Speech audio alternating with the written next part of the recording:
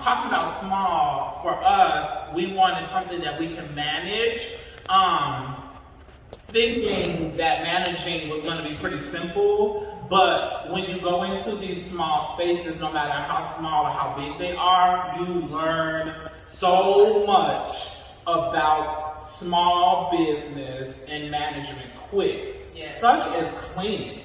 Like those things that we think we're so naturally good at, you're like, hey, but somebody now has to keep up a business and keep the place clean, keep the bathroom clean. And it's like when you go in there with employees and your customers and your clients, child, one day your place turned into a mess.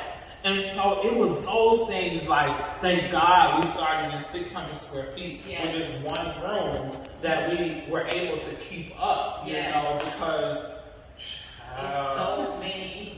People don't know that part, you know, like people be working out their kitchens and their trunks, and working out your kitchens and your trunks.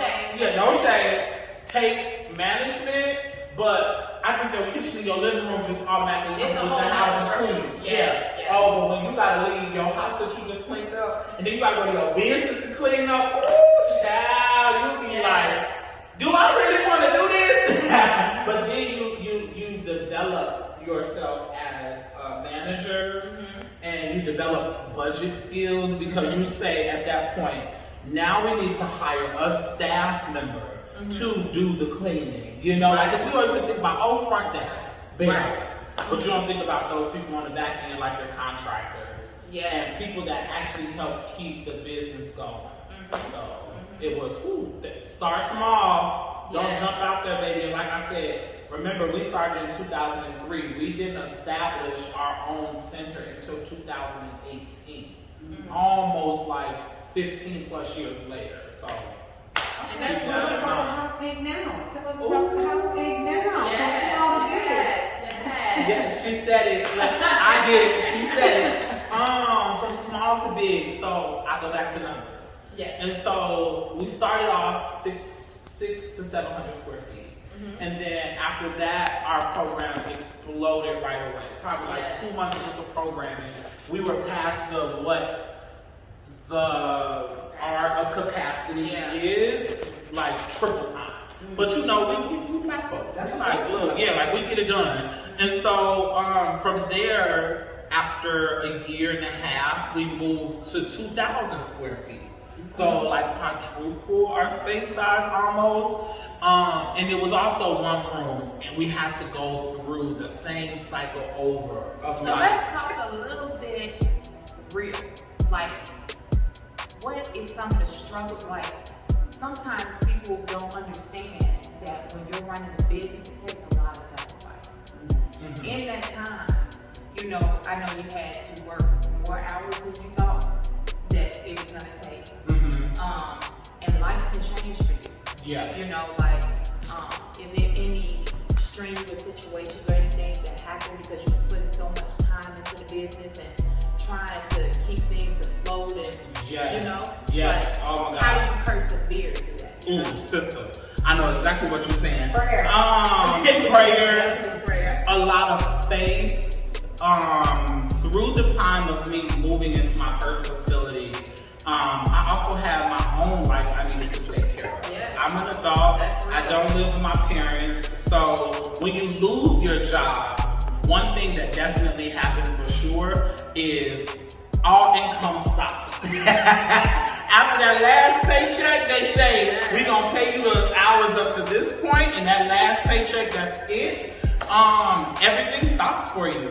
And a lot of folks that probably relate to this as Black and brown people, we don't come from inherited old money where we're like, I'm just gonna go move in the family's house. Child, no. So I still had all the same responsibilities, but it was something that, as a boss, that kept me motivated. Like, when times got hard, such as I lost my home during this process, and that 600 square feet turned into my home for about 3 weeks.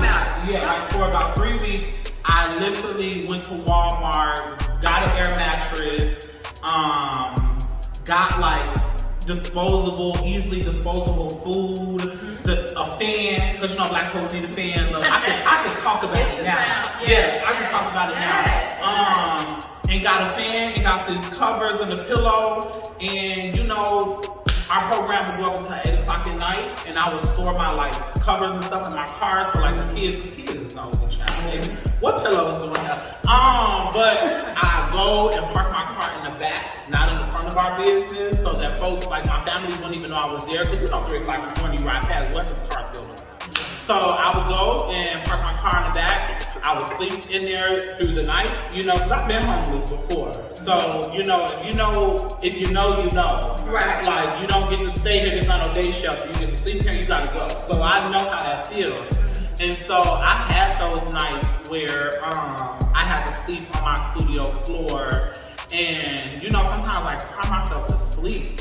And folks might hear this and be like, you know, you got good family, why you didn't go stay with your family? Sometimes when you tapped out, you tapped out. Yeah. Like, you, and then like as an entrepreneur, you know, folks see the money coming in. Yes. And so they automatically assume like you got money. So your pride sometimes is like, I'm not gonna go ask nobody, can I come stay with them? Because they see I got a business, they see I'm successful, this just ain't gonna add up. So my pride taught me so much at that time in a good way, because it taught me moving forward, have your together, charge what you're worth, because you should never have a business when the lights is on and the water running, but you ain't got your lights and water running at home. And so, child, after I got up off that floor, I said, never again, prices going up, because she ain't gonna be homeless no more.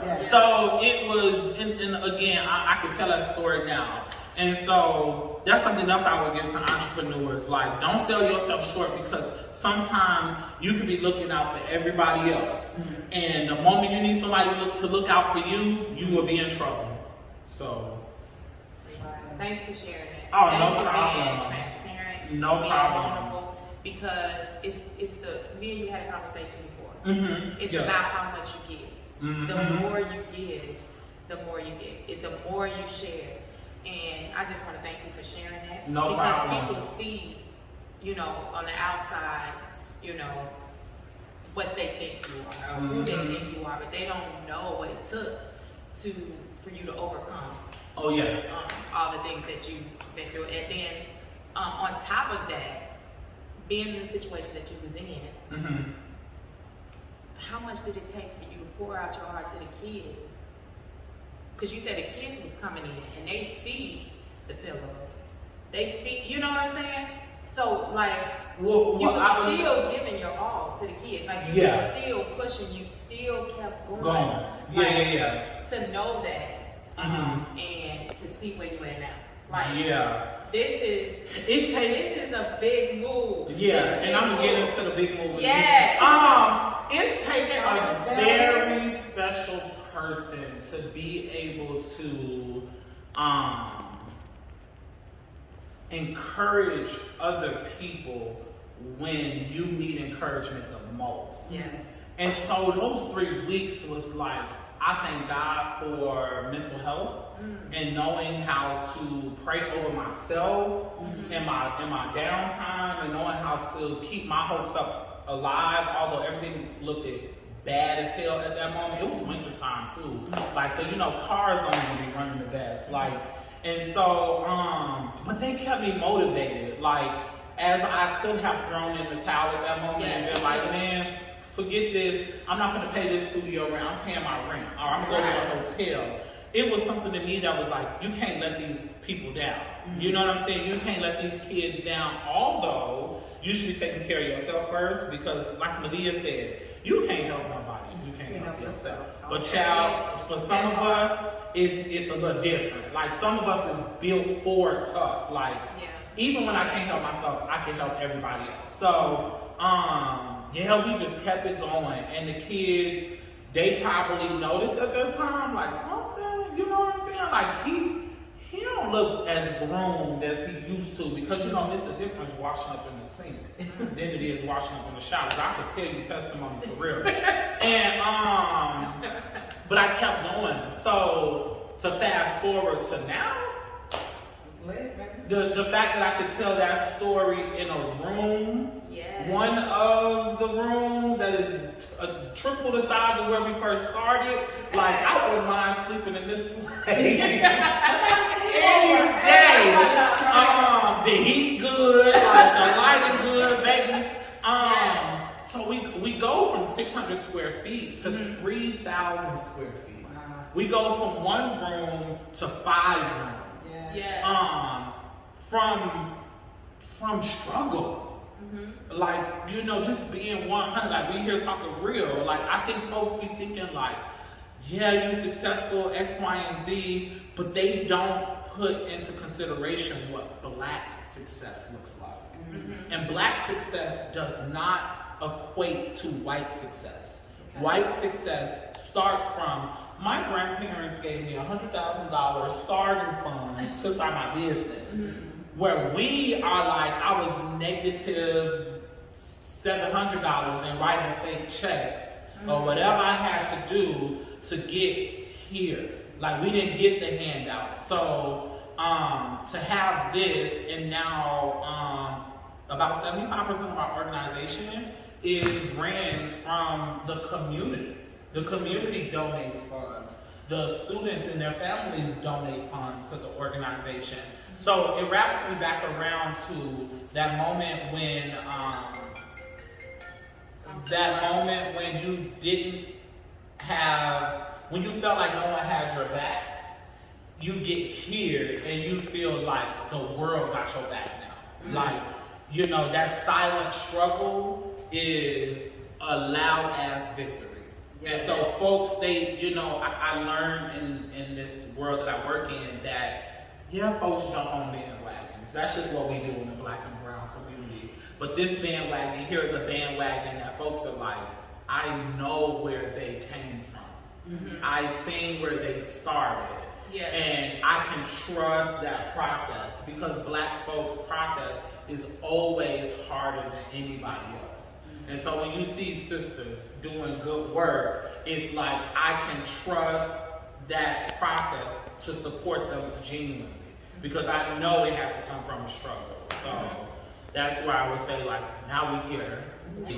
I also have my own life I needed to take care of. And so, child, after I got up off that floor, I said, never again, prices going up. Because she ain't gonna be homeless no more. So it was, and again, I can tell that story now. And so that's something else I would give to entrepreneurs. Like don't sell yourself short, because sometimes you can be looking out for everybody else. And the moment you need somebody to look out for you, you will be in trouble. So. Thanks for sharing that. Oh, no problem. Transparent. No problem. Vulnerable, because it's the, me and you had a conversation before. It's about how much you give. The more you give, the more you get. The more you share. And I just want to thank you for sharing that. No problem. Because people see, you know, on the outside, you know, what they think you are, who they think you are, but they don't know what it took for you to overcome. Oh yeah. All the things that you've been through, and then on top of that, being in the situation that you was in, how much did it take for you to pour out your heart to the kids? Because you said the kids was coming in and they see the pillows, they see, you know what I'm saying? So like, well, you was still.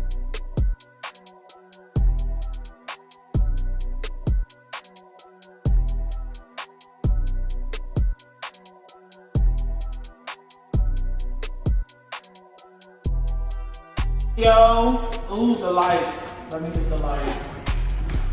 1 second. And 5, 4, 3, 2, and 1. So we have something for oh, you.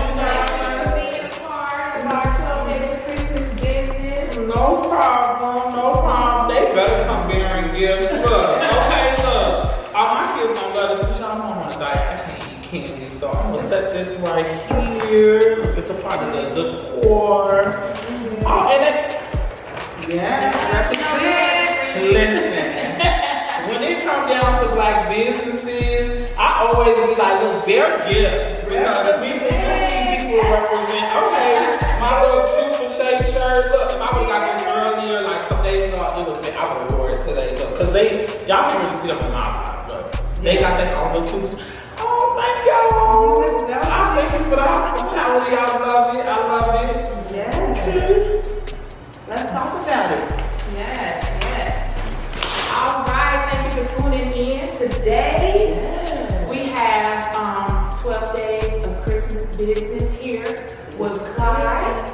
And we are so honored to have him and to talk about real life things that happen in business. Not just the surface stuff, not just, I got a business, it's so wonderful.